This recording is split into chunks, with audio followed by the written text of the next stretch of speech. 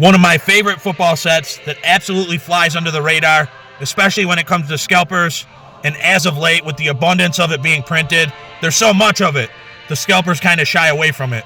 I think there's going to be a huge abundance of it with this next draft class when the cards come out for the 2025.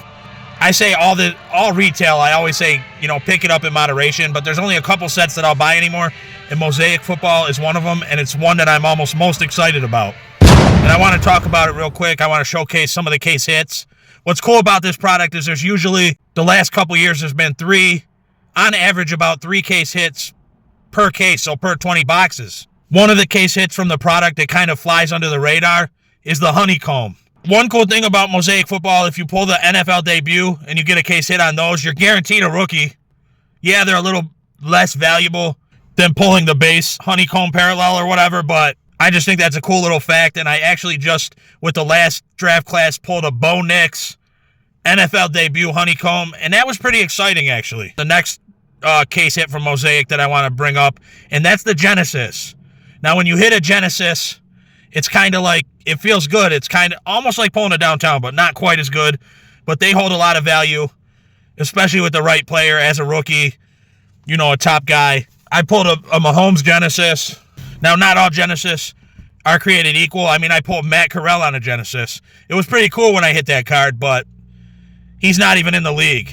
But it's a pretty good-looking card, in my opinion. Not as good looking as the stained glass. The stained glass is a great case hit every year for Mosaic Football. I've pulled a couple over the years, and they're always designed real well. Some years better than others, but they're good every single year. They look good. In addition, a couple years ago to Mosaic Football was the kaleidoscopic. I liked the first release of it a little bit better than last year's design, which was still good, and I pulled Bo Nix on a kaleidoscopic as well. Mosaic Football is one set that I'm going to miss when Panini doesn't have the licensing anymore. About 5 years ago, they had the Storm Chasers. They got rid of those. They had the busted case hit. They got rid of those because a lot of us were chasing rookie cards, and those were all Hall of Famers. And I almost forgot, there's always one case hit in Mosaic Football that I think is just, it's like a throwaway. They're going to get rid of it and replace it almost every year.